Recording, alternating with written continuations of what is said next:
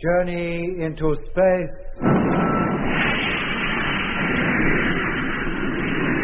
The BBC presents Jet Morgan in The World in Peril.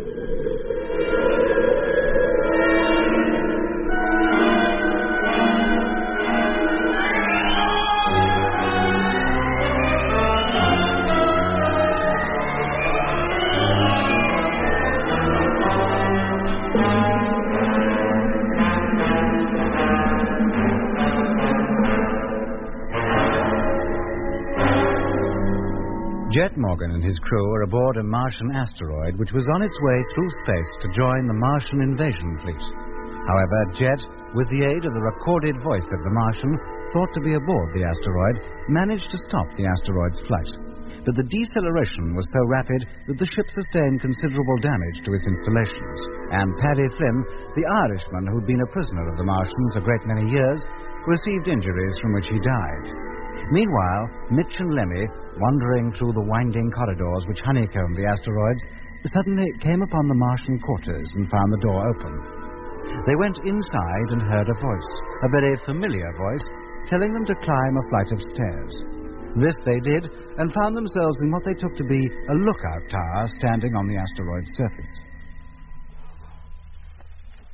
Why don't you sit down?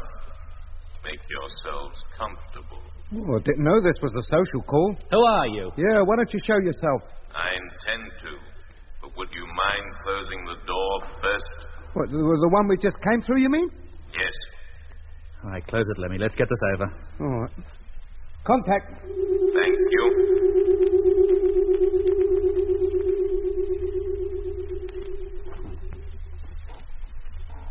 Where's the door he'll be coming through, Mitch? Well, over there, I suppose. It's the only other door I can see. Oh, and here he comes. The door's opening. Hello, Mitch. Lemmy. Nice to see you again. Blimey. It's the lunar controller. Surprised to see me? We both thought we recognized your voice, but we couldn't see how it could possibly be you. Well, last time we saw you was down on the Earth's moon, just before the Discovery took off for Mars. How did you get here? Don't you remember? As you took off, a fleet of Martian spheres landed near the lunar colony. That's right. Well, no, I wrecked the takeoff. We only got away by the skin of our teeth. You were lucky to get away at all. Eh? The spheres were late. They were due to arrive 3 hours before. You mean you were expecting them? Of course. But how'd you know they were coming? Well, you saw them yourself. From the observation dome. You were watching the sunrise, remember? It was you and Jet Morgan who drew my attention to them. And very grateful I was for the information, too. But just seeing them didn't mean they were going to land. To me, it did. Eh? You mean you had advance information? Yes. Now, wait a minute. Yes, Lemmy? Are you trying to tell us you've been working with the Martians all the time? Yes. And that the lunar controller, one of the highest officials in Space HQ, is a traitor? Now, I wouldn't go that far, Lemmy. Well, what else are you, then? No wonder every move we made was known. No wonder that condition geezer picked us up in an official car and took us down to Hindhead instead of the airport, where you were supposed to be waiting. No wonder at all, really. You and all your talk about there being conditioned types planted in Space HQ. It was you that planted them there. Of course. And then you have the nerve to allow us to take off for Mars again. Find out all you can about the invasion. Why, you big... You knew about it all the time. I had to get you off the Earth. I nearly succeeded with that phony chauffeur, but you were too smart for me. So I had then to let you get at least as far as the moon. Nobody on Earth, in Space HQ, or anywhere else could possibly suspect that I had any other interest at heart than getting the Mars fleet safely on its way. Well, you certainly fooled us. We trusted you to do just that. But it was never intended that you should get away safely. Eh? Just before takeoff, the spheres from the fleet of Martian asteroids were to have arrived, overcome the lunar colony and all the personnel, including you. And why didn't they? I told you. They were a little late. And before they appeared, your rocket motors had been fired. The Discovery and the 2 freighters had to take off then. I really should congratulate you on getting away at all, without any further help from lunar control. And what happened to them? They were easily overpowered. They were all hypnotized, conditioned, as you call it, transferred to the spheres, later up to the asteroid, and then to Mars. They got there some 3 months before you did. I believe they're all getting along very nicely now. And what about the 2 ships that were sent up from Earth to investigate the lunar colony's failure to answer radio signals? A skeleton staff of specially trained personnel were left behind to deal with them. The crews of those ships are on Mars, too, now. And the ships? They're still back there on the moon, on the launching ground.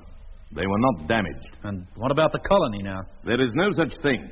Now the Earth is no longer sending ships to the moon. The place has been evacuated. How about the Earth itself? 100,000 conditioned personnel have been landed to date. Eh? They are there, living among normal people, just waiting for the invasion to start. They know exactly what to do when it does. Taking over the Earth will be an easy matter. 90% of the population won't even know what has happened. There'll be no bloodshed, no fighting. But how could you avoid it? Quite easily, Mr. Mitchell. That still doesn't tell me how. When you were back on Earth, did either of you ever watch television? Of course we did. You can't get away from it. It's in every home. Yes, in every home. In the telecinemas, restrooms, works canteens, schools, hospitals, restaurants. Look, I don't see what this has to do with conquering the Earth. Television is the most important weapon at our disposal. What are you talking about, chum?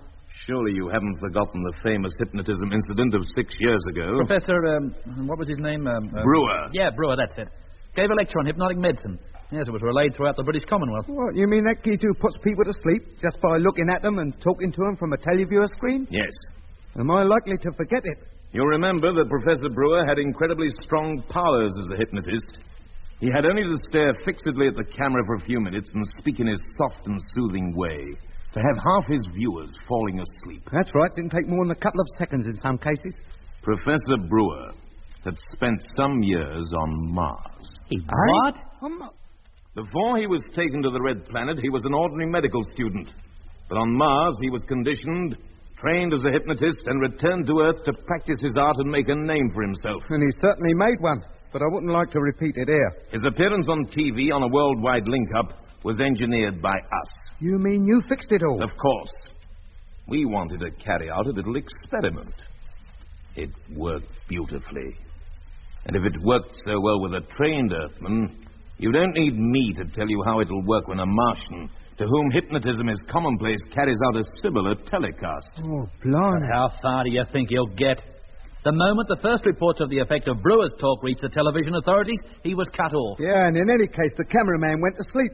And for the last couple of minutes, the only view people got of Professor Brewer was his knees. The cameraman won't go to sleep next time. People already conditioned will be unaffected and will carry on as they normally would. You mean you've got conditioned types planted in all television organizations? The world over. But every station in the world won't necessarily carry the picture. Oh, yes, they will. It has all been arranged. But how's a Martian, especially if his brain is as long as a street, as you say it is, going to get into a studio without being noticed? He doesn't need to. At the time of the transmission, he will be in an asteroid like this one, poised above the Earth. Then, every station in every part of the world will suddenly tell its viewers to stand by for an announcement of worldwide importance. They will be told to bring as many people as possible to the receiver. This, they will be warned, is an international emergency. And can't you just see them, sitting there with their tongues hanging out, not wanting to miss a thing? And then it will happen. The regular program will be replaced by the one from the asteroid. It is estimated that everybody watching the screen will be conditioned within 2 minutes. And then? And then they will be in a condition whereby they cannot fail to do exactly as they're told. And they will be told to carry on life much as before, to go to work, run their homes, and obey the orders of the local supervisors, who by then will have taken over and have things well under control. Blimey. Even Big Brother's Big Brother didn't think of going that far. But surely these people will know something must have happened to them? Not in the least. They'll never realize life was any different. They'll imagine things are quite normal, as they've always been. Slaves of a television screen. They're hardly less than that now. And what about the people who won't be watching? There are bound to be some, I grant you. Well, won't they realize the rest of the populace has suddenly become abnormal? On the contrary. By then, it will be they who are the abnormal ones. It's all a matter of comparison, you know. The majority consider themselves normal. So to be in a minority is to be abnormal. You may be sure that the majority will soon try to bring the rest into line. and they will be fully briefed as to how this can be done. They will merely have to inform the local supervisor or his representative. All abnormal people will then be rendered normal by conditioning. And what if they're immune to it? Or want to carry on their lives in the way they always have and don't want to change? I have no doubts arrangements have been made for such people. Oh, bet they haven't all. And how long have you been a supporter of this happy project? Since before I was returned to Earth, 5 years ago. You mean you were on Mars before? Yes, You're a trustee. that's right. And for that, I am to be rewarded with the post of supervisor to the London region. One of the most important positions a man could wish for. And what good will it do you? It will be a comfortable life. Once the whole world is under Martian government, there'll be no wars, no hunger, no unhappiness. No, you think not? Why should there be? With people properly organized, obeying orders because they can't help it, not having to think for themselves because it's already all worked out for them, why should they be unhappy? And why should they be happy? What is happiness but the absence of unhappiness? Well, I like to be happy in my own simple way, thanks. I don't want it all organised for me. But if you are unaware of it, what difference does it make? I think it makes a lot. Is a poor child playing with a stick and a paper ball any unhappier than a rich child with a complete cricket outfit? A child doesn't know any better. Precisely. And neither do conditioned types. But we're not conditioned, and neither are the people down on Earth, yet. Or are they? No. The invasion is close at hand, but it hasn't begun. Then why don't you ask the folk down on Earth what they think of your plan to make them happy? Give them a choice while they still have the chance. I don't plan this invasion. I'm merely helping to effect it. Schlemiel. What was that? You heard me, a big... Lemmy, well... calm down. Losing your temper isn't going to help. And you are helpless, Lemmy. Make no mistake about that. So you might as well accept it. There's nothing you can do to stop the plans for the invasion being put into action. So, if you have any sense, you'll listen to my proposition. I've heard enough, thanks. You can keep your proposition. And that goes for me, too. A pity. Men like you and Jet and Doc would be so useful to us. You could gain much from cooperation. Well, we ain't feeling cooperative. Now, do you want to make something of it? Very well. Maybe you'll change your minds later. Not me. Now, if you don't mind opening the door, we'll get back to Jet. He must be getting worried about us. I'm sorry, but that can't be permitted. Eh? Now, wait a minute. Neither of you can leave this room. You mean we're prisoners here? In effect, yes, you are. Unless you care to think again about cooperation. We've thought about it, and the answer's no. Very well. Then you'll have to stay here. When 738 arrives, I'll have you transferred to it. And then what? You'll be taken back to Mars. Maybe a few years in one of the factories down there will make you wish you'd changed your mind. Oh, no.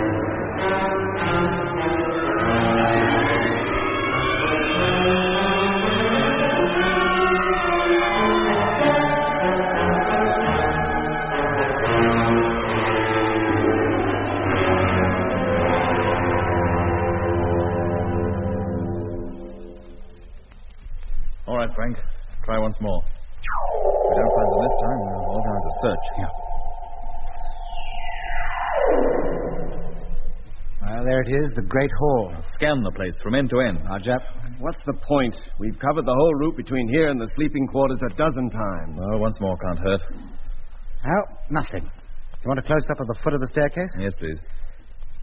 Well, there it is, in darkness, just as before. Well, then they can't be up there.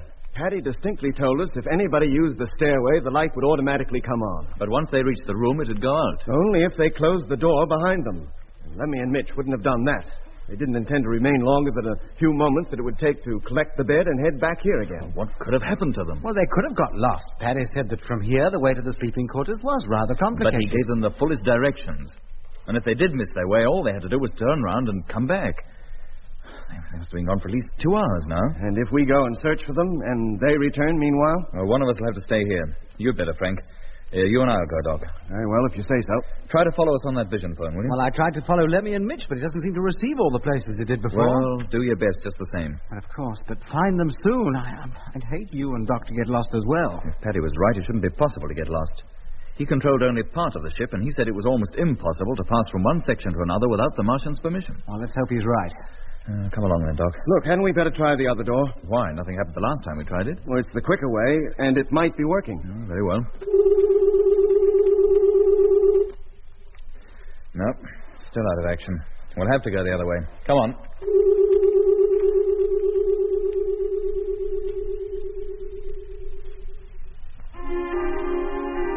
The directions Paddy had given Mitch and Lemmy, and which Jet and I now followed, seemed simple enough. But we soon found them to be totally inadequate, and it wasn't long before we were lost in a maze of corridors. We could well understand now why Mitch and Lemmy had not found their way back to the room in which we had first found ourselves awake. There was no word from Frank, so we could only assume that the vision phone of the control panel, where we hoped he was still sitting, was incapable of being tuned to whatever part of the asteroid Jet and I were now unwillingly exploring. We were in a long, winding, well-lit corridor, similar to the one where we had first heard the voice of the Martian. It was so similar that for a while we both thought we knew where we were, but as we progressed and no warning voice told us to turn back, we soon realized we were mistaken. Hold it, Doc. Oh, this can't be the way. There should be a set of those spiral steps leading out of here. Should have been on the right, about 50 yards after coming down that slope. That's if Paddy's instructions were correct. I doubt if they are. Yeah, so do I. Maybe we'd better go back to that big junction. Where the 4 corridors meet? Yeah. Well, Paddy said it would be 3. Well, that was the only junction we've seen up to now, and it was 4, all identical in appearance. Well, let's go back there. We'll take another way this time. Come on.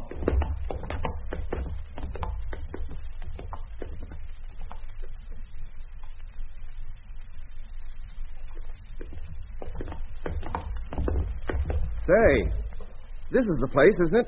The junction, I mean. I would have thought so, but there are only 3 corridors here. But we couldn't have got lost in that short distance. Unless we took a wrong turning on the way back. I wouldn't have thought so. Well, there are certainly only 3 corridors meeting here. They couldn't have rebuilt them since we were here last. Perhaps we'd better retrace our steps again. There was only somewhere marking the way we'd come. We don't even possess a pencil between us. A large ball of string would be even more useful. What are you doing? Seeing if I can make a mark on the wall with my boot. Well? Nope. Goodness knows what that wall can be made of. I can't make even a scratch on it. This could be the 3 corridors that Paddy meant, I suppose. The ones we should have passed originally. In which case, assuming we came down that one, we should take the center of the 3 passageways facing it. Right, let's do that. Come on, then. But we were still no better off. The stairs we had hoped to find did not appear. The corridor forked twice in a very short time, and then again assumed a circular course, but in the opposite direction to the one from which we had just retreated. And then we heard a sound that made us instinctively flatten ourselves against the wall. Not that doing that helped us much, but there was no openings of any kind in which we could have hidden. What do you make of that, Doc? Sounds like a drum. Or a piece of machinery. No, it's marching feet. What? Well, isn't it? Yes, I think it is. Not far off, either. Should we retreat, do you think? About 100 yards back, there was a flight of stairs. Maybe we could hide there. No point. Here they are. Just coming round the corner now. Yes. Condition types. Look at them. Like men sleepwalking, looking straight ahead, neither to right nor left. Doesn't seem to be anybody in charge of them. I wonder where they're going. When they get level with us, we'll find out. How? You'll see. They're nearly level with us now. I'll approach the one on this side of the front rank.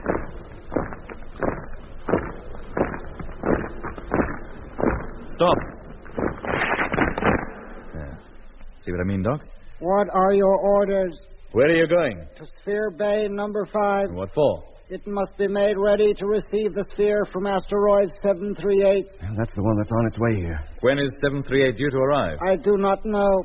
Well, who'll be in that sphere when it does get here? I do not know. Well, who told you to get the bay ready? Orders were received, and orders must be obeyed without question at all times. I've heard that before somewhere. But don't you know who gave you the orders? Orders must be obeyed without... Yes, we know all about Hey, that. hey, Jet, just a minute. Yeah? That bay Mitch saw on the vision phone, the one with the huge sphere in it. Well, according to him, it was built into a crater up on the asteroid's surface. so? And if those men are going to the bay, They'll have to go outside where there's no atmosphere. But all they're wearing are their crew suits. They couldn't go outside in those. Yes, then they must collect some kind of spacesuit first. Well, what if they do? Well, don't you see? Look, we've been without helmets ever since we came aboard this ship. Why were they taken from us? To prevent our going outside. What other reason could there be? But why try to prevent it? We couldn't do any harm just walking around on the surface. No. There can only be one reason. They wanted to be sure we wouldn't wander into one of the sphere bays, because if we did, we might well board one of those spheres and make off with it. They're easy enough to control, as Lemmy and I found out when we escaped from that flying doctor. And if these men are going outside, they'll need suits, of course. Of course. Come on, let's follow them. We may find where the suits are stored and find our helmets among them. All right, Doc, we'll fall in behind. Now, you... What are your orders? You will proceed to Bay 5 and carry out the orders already given to you. Orders received and understood. All right, Doc. Come on. Let's see what a little conducted tour brings forth. Jet and I walked alongside the group of men. We passed through at least a mile of corridors, occasionally climbing flights of steps and walking up slopes which brought us nearer and nearer the asteroid's surface. At last, we came to a huge circular door. Without hesitation, the man Jet had spoken to approached it and pressed the control.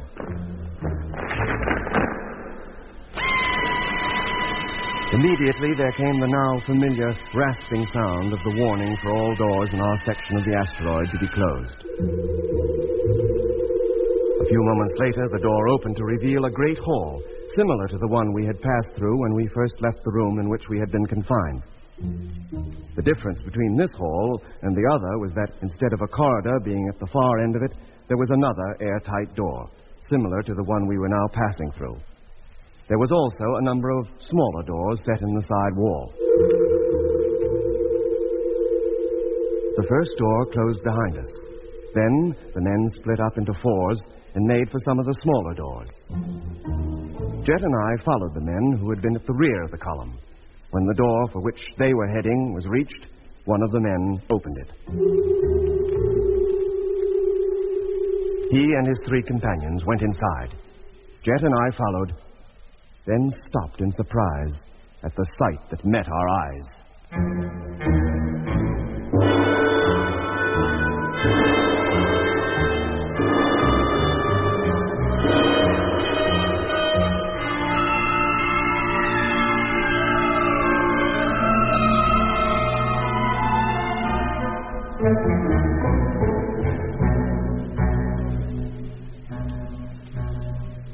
Come on, Doc. Let's get inside before that door closes and locks us out. This must be a storeroom for spacesuits.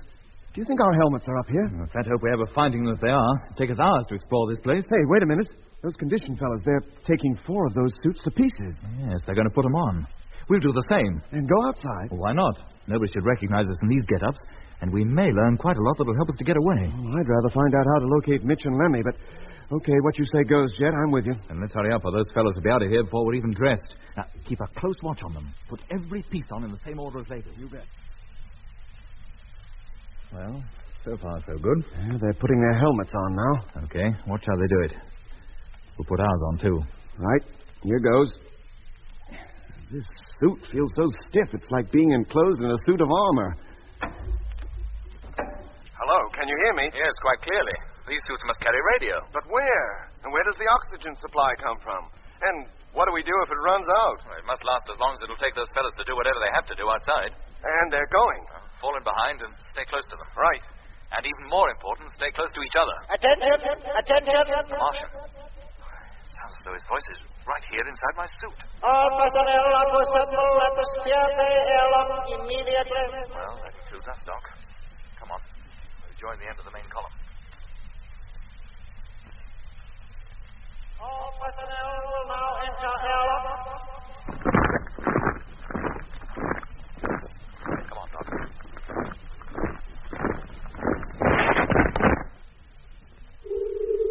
Well, there's no turning back now. The inner door is closing.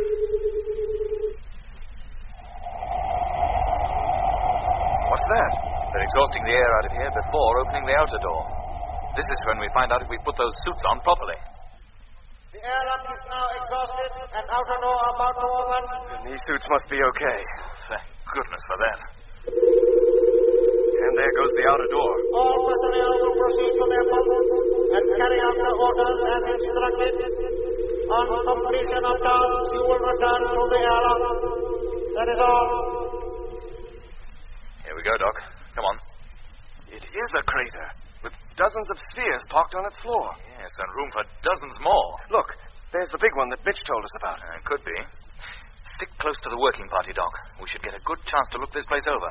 Stick close to them, you say? They're splitting up and going in different directions. Oh. Well, what do we do? Follow just one of them?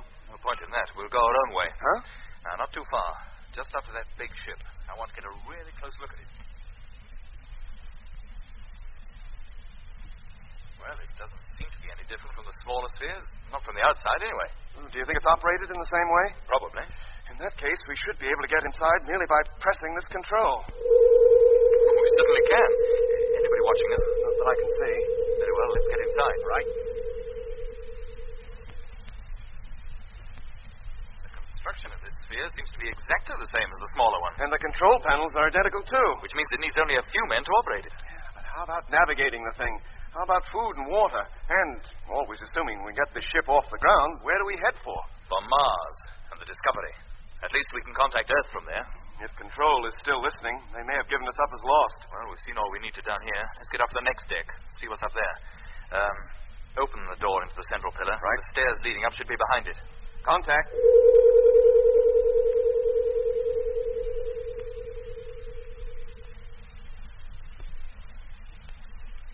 Well, the ship has 4 decks, carries a captain and a crew of 8, is well stocked with food and water, and seems to work on exactly the same principle as the smaller spheres. Well, I think we've seen enough for now. Let's hope Frank was taught to be a crewman on a ship like this, as Fatty says he was. If so, the mere sight of that control room downstairs should bring back to his mind all the training he received when he was conditioned. Yeah. Operating it should then be simplicity itself. It should be, yes. Well, let's get outside again, see what those condition types are up to. Strange. I can't see anyone. Well, let's get back to the airlock. Maybe we'll catch sight of them from there. Right. I wonder when that sphere from 738 is due to arrive. Do you think we might see it land? Well, I'm rather hoping we will. It must be fairly close now. Jet! Yes, Doc? The door leading inside the asteroid. It's closed. Good grief, so it is. Come on. Take it easy. Don't run too hard, Jet. Jet! Is it closed? Tight? Yes, Doc. We can't open it. It's remote controlled. We're stuck. Stuck out here on the asteroid's surface.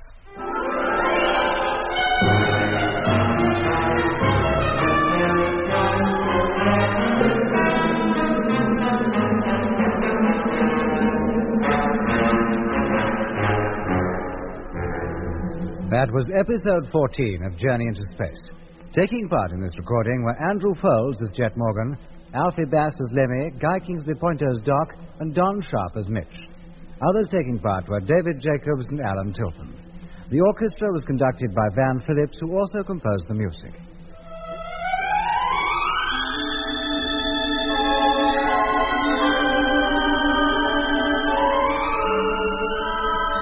Journey into Space was written and produced for the BBC by Charles Chilton.